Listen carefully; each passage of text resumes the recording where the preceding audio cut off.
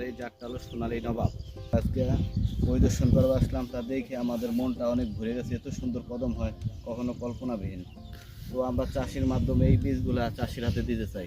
চাষি যদি এই বীজগুলো পায় অবশ্যই ভালো মানের ভালো জাতের বীজ পাবে সে। এই যেটা হলো সোনালী নবাব। আমরা আজকে আসছি ঠাকুরগাঁও জেলা। যে বীজ আমরা উৎপাদন করি আমাদের কন্ট্যাক্ট চাষি আছে। আমরা কোনো লোকাল বীজ কিংবা এরকম কোনো বীজ আমরা কিনি না, আমাদের সব কন্ট্যাক্টের মাধ্যমে আমাদের বীজ উৎপাদন হয়। আর 1 থেকে 1 মাসের মধ্যে আমাদের ফুল কাটাকাটি শুরু হবে। আমাদের খুব তাড়াতাড়ি আমরা তুলতে পারবো ইনশাল্লাহ। এখনো আবহাওয়া ভালো আছে ইনশাল্লাহ।